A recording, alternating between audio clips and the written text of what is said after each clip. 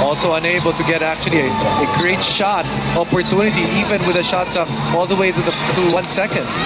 Ildefonso with a jump hook. No good. Meyerhofer taps it over to Cortez. Good job, Mike Cortez, actually pushing the ball, trying to be the one to dictate the pace.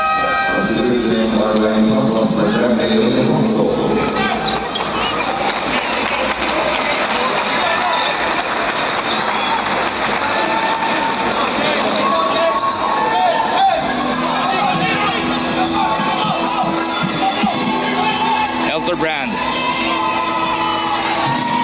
Atake with Washington switching on him. Nakita si Villanueva. Nice play on the part of JJ Helterbrand, keeping his head up. When you look at this squad, para dito sa Barangay Ginebra, still believe one of the guys that run their pick and roll offense the best is JJ Helterbrand, because he's a threat three ways, outside the drive and the pass. Washington stretches. They get it over to Lutz. Chris Lutz has 15 points. Chris Lutz very consistent. Has scored in every quarter thus far. Helterbrand kontra Yo. Hinanap na naman niya yung pick ni Villanueva. Kanina maganda yung execution this time around. JJ decides to put it up. He had nowhere to go. Yeah, it's a bit of a forced shot, you might say, on the part of JJ there. Yung paa niya, saliwa pa nung tumira siya nung pagkakataong yun. Lutz kontra Ababu. Nice pass underneath to Cabagnot. Nakita pa si Santos. And the birthday boy gets another 2 points. He's got 9 in total.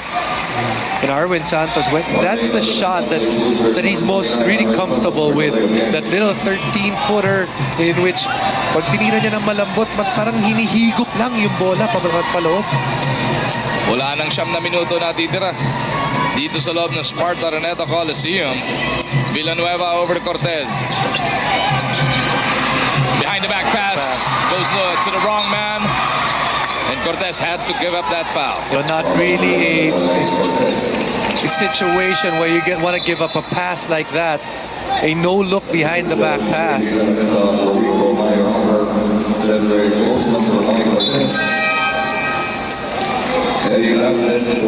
Last 10, babalik para naman para naman sa Ginebra.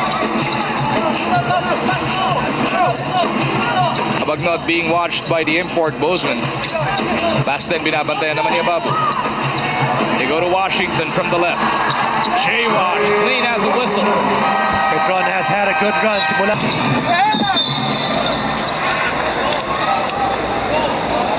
Parang minuto natitira dito sa ating PBA points. Bozeman with a strong drive to the hole earns him 2 shots. And that's something, Bagu, that they also have to work on. The easy points, getting easy points via the fast breaks.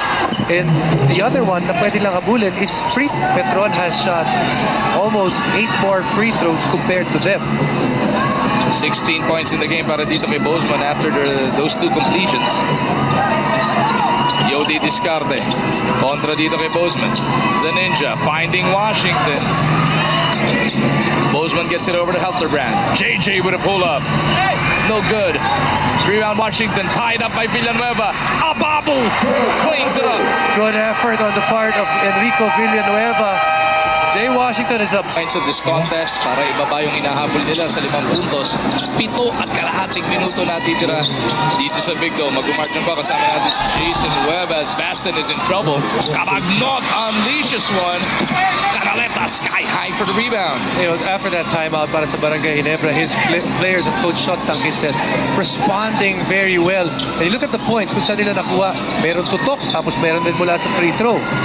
Villanueva spinning baseline. Huli ni J-Wash. Wow, and he's able to clean that up as well. Cabagnot over to Baston on the run. Eddie.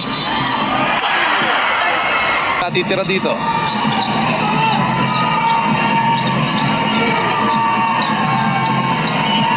Bozeman against Arwin. Looking for Dylan. Flip shot doesn't work. Arwin with a rebound, 3-on-2 the other way. Gets it to Miranda. Pero naka-assemble din bigla ang depensa ng Barangay Ginebra. Did a good job on the part of Den of Miranda not to force the situation. Lamang sila. It wasn't there. Initial offense was there. Time to set up your half-court set. Lutz against Ababu. Huli na naman ni Dylan. Pero Miranda picks it up.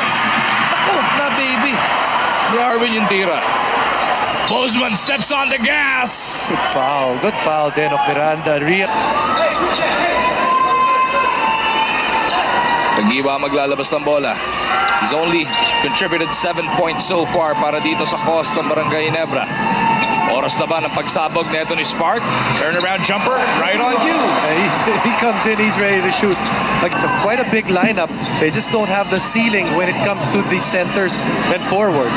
Petron still up by 5. Miranda. Kontra dito kay Kagiwa. Bibigyan ng pick ni J-Wash. Raimundo switching on him. They get it back out. J-Wash takes it to the rack. Nako, sobra. Yung tira. Rebound battle is with Raimundo. Bozeman will push it up. Gets it to Kagiwa for a 3. Bang!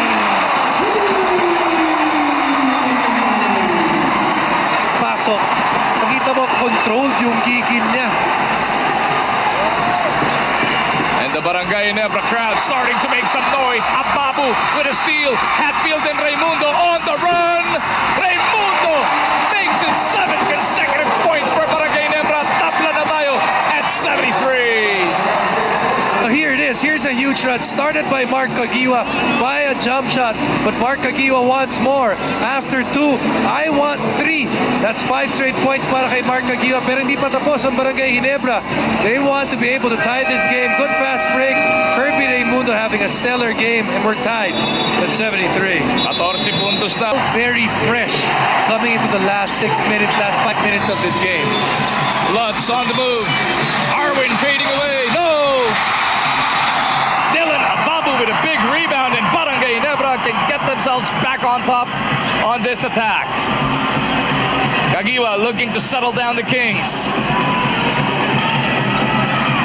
The Spark for a 3. Bang!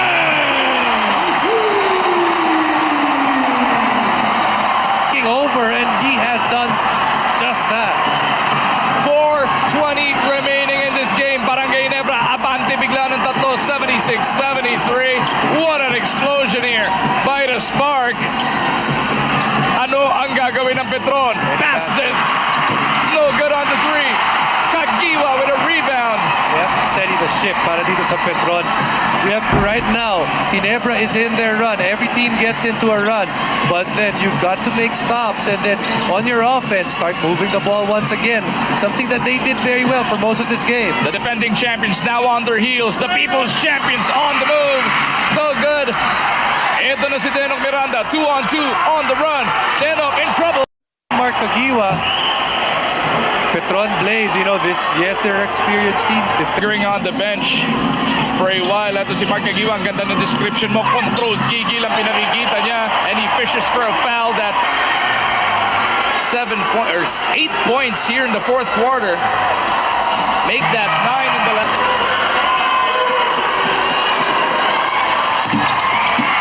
Mintis yung pangalawa. Cabagnot snares it. And let's see Magugu with Alex Cabagnot back in.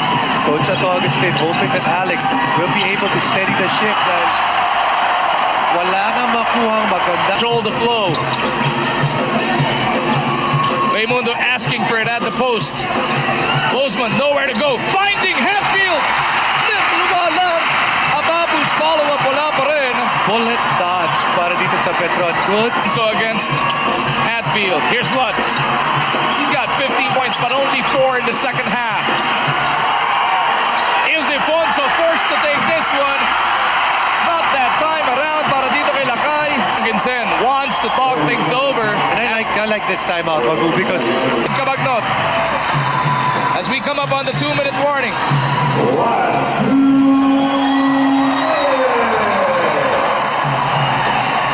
Big possession para dito sa Petron. Cabagnot against Hatfield. They go to Ildefonso underneath. not a good idea and actually ran the play. Kakataon na yun. Bibigyan ng pick ni Raimundo. Kagiwa to Kirby. Kirby spinning. Left hand to left. Kagiwa wala pa rin. Lutz with the rebound. Tatakbo Petron. Here comes Baston. Postman to beat. No goal. And Raimundo clears it para sa Barangay Ginebra. You know, he's had his chances talking about Eddie Baston, but the points have just not been there para sa kanya. Look at this. 5 minuto na, hindi makakuha ng puntos itong Petron. And Barangay Ginebra will want to talk things over 773, Barangay Ginebra looking to push this 4-point lead. Looking for Bozeman. Raimundo in trouble. 6 to shoot. Kagiwa looks up at the clock, is now aware. The spark forces one up. Raimundo, no go. Dylan Ababu. Big rebound on the part of Dylan. Dylan Ababu able to get another rebound. He's actually had decent rebounds dito sa ating fourth quarter. Ito si Dylan Ababu already with 9 total the entire game. Sama mo pa yung 6 na puntos na saksihan ang jersey retirement ng the living legend Robert Sonny Jaworski, Smart Araneta Coliseum. At syempre, dito lang mapapanood sa active defense from the Ginebra faithful na reverberating around the big dome. No need to shoot a 3, just have to make a quick basket para sa Petron. What a recovery by Baston. Nadulas na, nakatira pa. And the turnover pa. Washington lines it up. No. Arwin Santos wala pa rin. Eddie Baston had a hand on it. Yes, but they're gonna take a look at that. Initial call. Intelligent basketball was first off, get your quick 2 points. Pagkatapos nun, so we're gonna see this play. Tough ball. May have been Eddie Baston. Bo, 1:30, ganun din para sa Petron. Barangay Ginebra with still a foul to give. Petron already in the penalty. If you choose sa Barangay Ginebra, this is the last guy that you want to foul right now after what he's done scoring wise. Rattles that one home. Babantayan na Ababu, Bozeman, Raimundo, Kagiwa, and Hatfield. Washington gets it over to Arwin. Looking for Baston underneath. Nice simple, quick play. Now this is the important part for both teams. Kagiwa in the backcourt. Kabagnot pounding him. Kabagnot says he did not give up the foul. He has gone 2 of 4 from the line. Needs at least 1 to make it a 2-possession ball game. On a player, binibigyan ng pagkakataon yung referee to not call a foul. And this will be the very last timeout para dito sa Petron Blitz. Though, if they make a 2 or a 3, do they play good defense or do they foul?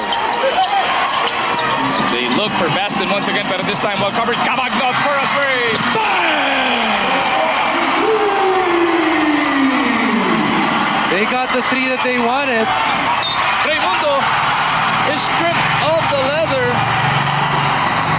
And now Kirby will be tested at the line. He will need to make both. Game. This is a play right here. Crunch man in the house. Haven't had throw line so far in this game. Make that 0 for 2. Remember, Petron does not have the luxury of players to set things up. Short. It comes short, pero umabot. Getting the shooter's bounce. Petron will look for that miracle 3 on this next drive. 17 seconds remaining. Will Kabagnot take it again? I foul right now. They still have a foul to give as well. Baston in trouble. Sits on the leather. Washington looks up at the clock. Kabagnot now will take the 3. Kabagnot